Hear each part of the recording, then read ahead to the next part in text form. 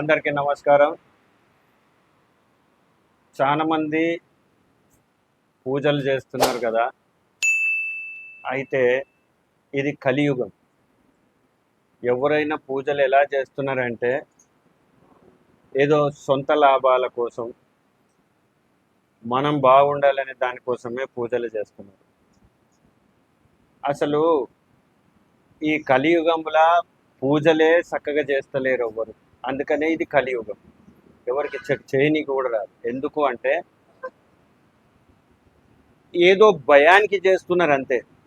పూజ అనేది ఏదో భయానికి, అరే దేవుని దగ్గర పోకపోతే నాకేమన్నా కాగలదా, నాకేమన్నా అయితే ఏమైనా ప్రాబ్లం, ఇంట్లో ఏమైనా ప్రాబ్లం రాగలదా, అట్లా ఏదో భయంతో చేస్తున్నారు. కానీ అసలు భక్తి మాత్రం ఎవరికి లేదు. ఎందుకంటే పురాతన కాలం నుంచి పూజలు చేస్తూ చేస్తూ చేస్తూ ఉన్నారు. కానీ మరి మన గ్రంథాలు ఉన్నాయి, మన గ్రంథాలు చదువుకుందాం, మన గ్రంథాలు పిల్లలకు చదివిద్దాం, ఇది ఎవ్వరు పాటిస్తలేరు. అసలు పూజల కంటే ఇంపార్టెంట్ గ్రంథాలే.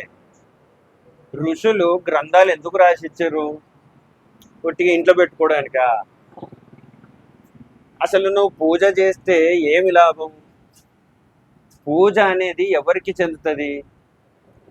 పూజ దేవుని దగ్గరికి వచ్చినప్పుడు, అయ్యా నాతోని నీకేం పని, నేనేం చేస్తున్నా, నేను ఏం చెయ్యాలి, నా ఆత్మని ఎలా కాపాడుకోవాలి, అందరితో మంచిగా ఎలా ఉండాలి, మరి నీ గుణాలు ఏంటి, నీ గుణాలు నాలో ఉన్నాయా లేవా, మరి నేను ఏం మార్చుకోవాలి, నాలో ఏమేమి ఉన్నాయి, ఇవన్నీ భగవంతుణ్ణి అడగాలి.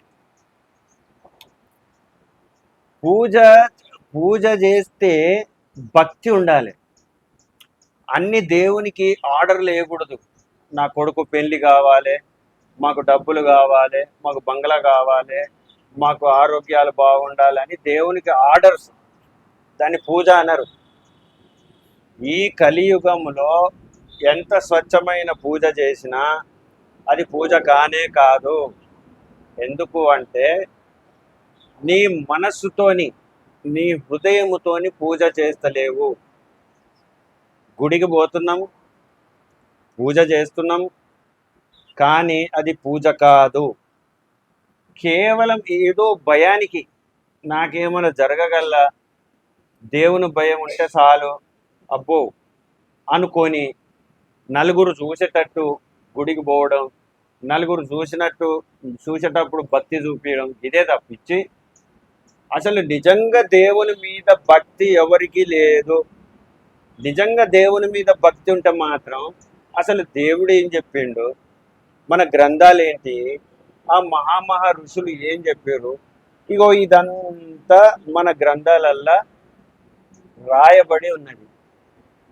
ఈ అసలైన గ్రంథాలు ఇచ్చిపెట్టి నువ్వు ఉట్టి పూజ చేస్తే నీకేం వస్తుంది? మన పిల్లలు ఎందుకు చెడిపోతున్నారు? మన పిల్లలు ఎందుకు మన మాట వింటలేరు? మనకు కోపాలు ఎందుకు త్వరగా వస్తున్నాయి?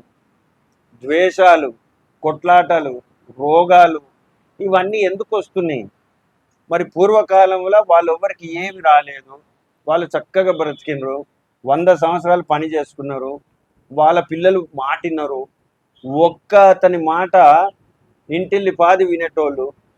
మరి ఇప్పుడు నీ పిల్లల్ని మాట వింటలేరు అంటే నువ్వు చిన్నప్పటి నుంచి నీ పిల్లలకి గ్రంథాలే చదివిస్తలేవు. అసలు నన్ను అడిగితే ఈ పనికి వాల్సిన స్కూల్స్ కంటే ఇంట్లో మన గ్రంథాలు చదివించడమే బెస్ట్. ఎందుకంటే ఈ గ్రంథాలలో జ్ఞానం ఉన్నది.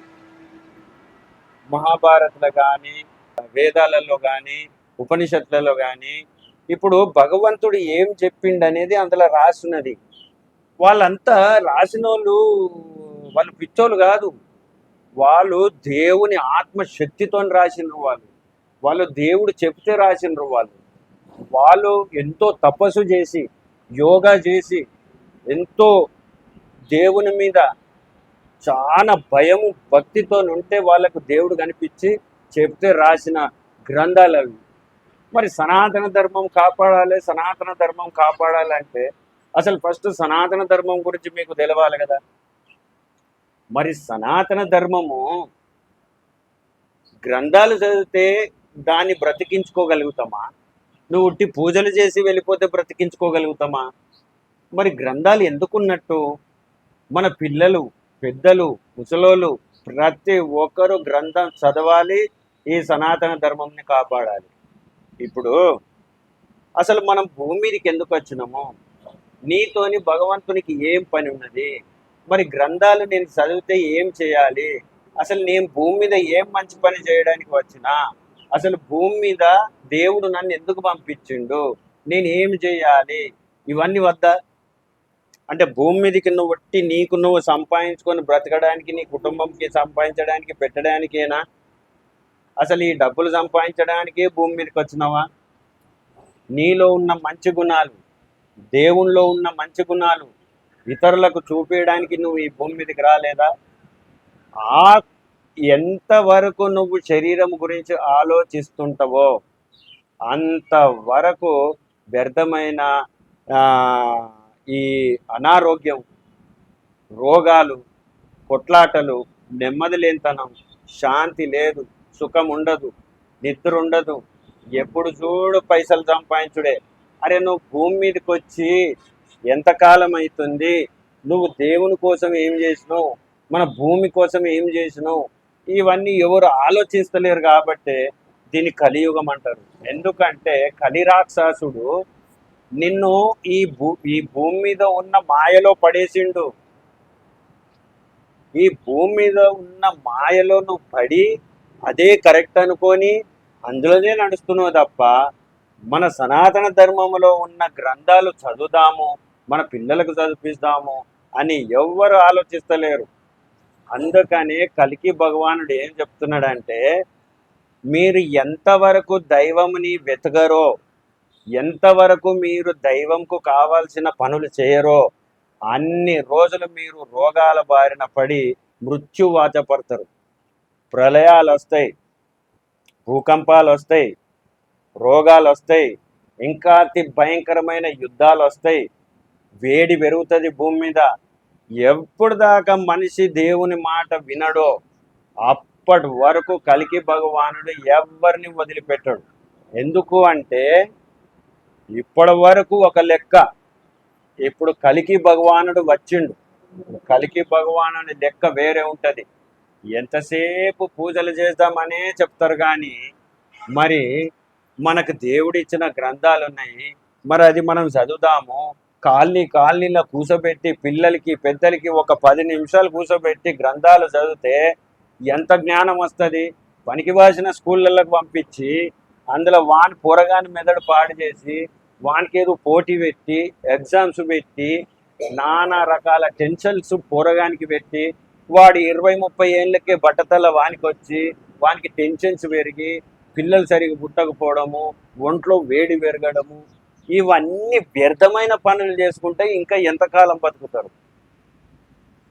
డబ్బు సంపాదించుడే ఒక పని అయితే మరి పూర్వీకులందరూ ఎంత ప్రశాంతంగా ఉన్నారో అది ఎప్పుడన్నా ఆలోచించరా? ఏదో ఆ పూజ కూడా గుడికొచ్చి తొందరగా చేసుకొని అక్కడ పడేసి వెళ్ళిపోయి డ్యూటీకి పోవడం, పైసలు సంపాదించడం, ఇదే పనా? ఇంకా వేరే పని లేదా? అంటే అసలు మనిషికి ఒకటే పని ఉంటుందా భూమి మీద? ఓన్లీ డబ్బు సంపాదించుడే ఒక పనా? ఇంకా వేరే పని ఉండదా?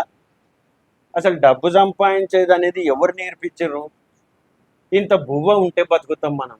నువ్వు ఎంత డబ్బు సంపాదించినా నువ్వు బతకవు కదా.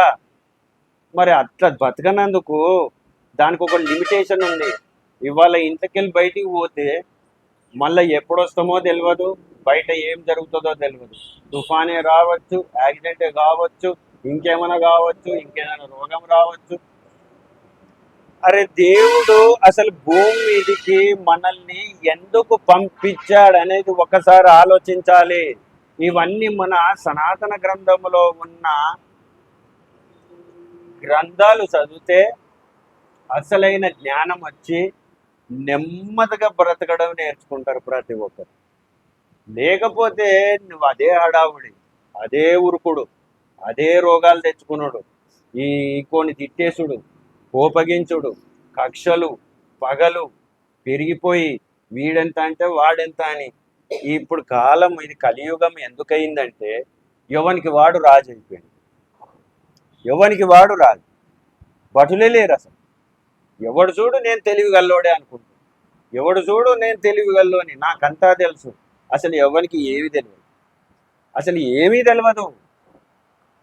ఎక్కువ మాట్లాడేటోనికి అసలే ఏం తెలియదు, ఎంతో తెలిసినట్టుగా ఫీల్ అయ్యి మాట్లాడుతూ ఉంటారు వీళ్ళంతా. కనీసం ఎదుటోడు చెప్పే ప్రశ్న ఏంటి, ఎదుటోడు ఇచ్చే జవాబు ఏంటి, అది కూడా అవసరం లే.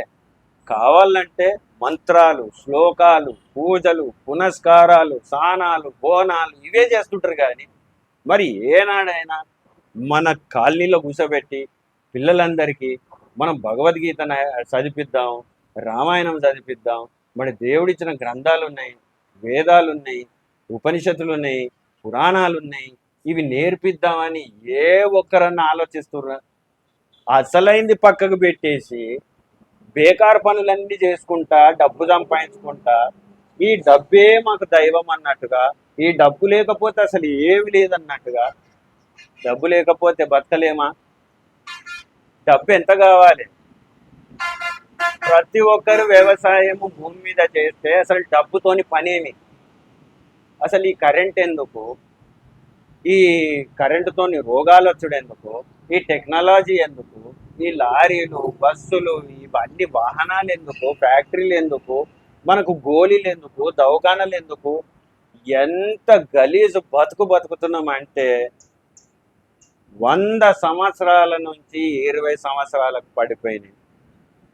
20 ఏళ్ళకే హార్ట్ అటాక్ రావడం, అసలు 30 ఏళ్ళ నుంచే ప్రతి ఇంట్లో రోగాలు రావడం, ట్యాబ్లెట్లు వేసుకోవడం, మందులు మింగడం. అసలు అదొక జీవితమేనా? అసలు దాన్ని ఒక జీవితం అంటారా? 30 ఏళ్ళకే పేషెంట్ అవుతున్నావు అంటే అదొక జీవితమేనా? ప్రతి మనిషిలో ఇమ్యూనిటీ పవర్ తగ్గిపోతుంది. ప్రతి మనిషికి డేంజర్ బెల్సే. ఎంత ఇమ్యూనిటీ పవర్ తగ్గిపోతుంటే అన్ని లోకములో ఉన్న రోగాలు, క్రిములు అన్ని నీలోనే వస్తుంటాయి. ప్రతిదీ నీలో ఇమ్యూనిటీ, నీ రక్తానికి శక్తే లేదు. బయట నుంచి వచ్చే రోగంతోని నీ రక్తం ఏం కొట్లాడుతుంది? నీ లోపట ఉన్న బ్లడ్ సెల్స్ ఏవైతున్నాయో అవన్నీ పగిలిపోతుంటాయి టెన్షన్కి. బయట నుంచి వచ్చే రోగంతోని నీ యొక్క బ్లడ్ సెల్స్, నీ యొక్క బ్లడ్ ఎట్లా కొట్లాడుతుంది ఆ రోగంతోని? దానికో మందు ఇస్తాడు వాడు డాక్టర్, దానికో సైడ్ ఎఫెక్ట్స్ ఉంటాయి. అసలు మందులతోని పుట్టినమా? మనం దేవునికి జ్ఞానంతోని పుట్టినమా? అసలు దేవునికి ఎందుకు మందులు అవసరం రాలేదు? మనం ఎందుకు ఇన్ని మందులు మింగుతున్నాం? అందుకనే ఇది కలియుగం. ఈ కలియుగంలో మందులు మింగి బతికే తోడు ఆనంత వేస్ట్ గాడు భూమి మీద ఇంకోడు లేడు. ఈ కలియుగముల ఎటువంటి హాస్పిటల్ పోకుండా, ఎటువంటి రోగం లేకుండా, ఎటువంటి మందులు మింగకుండా బతికిన వాడే అస్సలైన మనిషి. అసలు రోగాలే రాకూడదు మనిషికి. ఇన్ని రోగాలు తీసుకొచ్చి, ఇన్ని రోగాలు మనం టెన్షన్తో తెచ్చుకొని గోళీలు మింగి, మళ్ళీ కొంతమంది చెప్తారు ఆ గోళీలు నేను రోజుకు 3-4 గోళీలు మింగుతున్నా అంటే అదేమైనా గ్రేటా? దానంత బేకారు, దానంత వ్యర్థమైన బతుకు ఇంకోటి లేదు.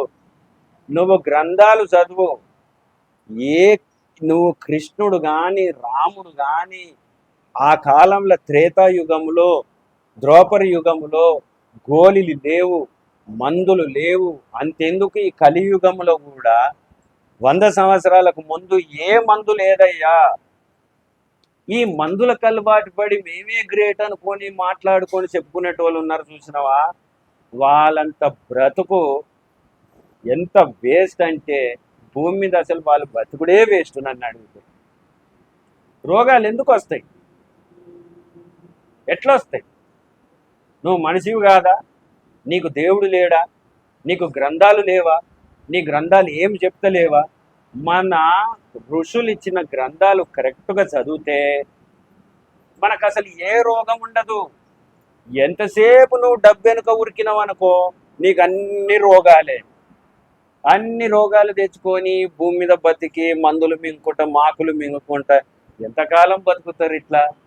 అసలు ఈ భూమి మీద మనిషికి మనుగడనే లేదు. ఎంత మందులు మింగుతుంటే అంత సర్వనాశనం అయిపోతుంటది, భవిష్యత్తు ఉండదిగా. అందుకనే ఇది కలియుగం.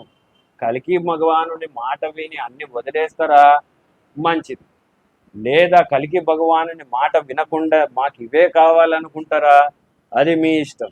కానీ కలికి భగవానుడు ఒకటే చెప్తుండు, వ్యవసాయం చేసుకుని బ్రతికితిరా ఏ రోగము రాదు. వ్యవసాయం చేసుకోకుండా బతికితిరా మీకు అన్ని రోగాలే.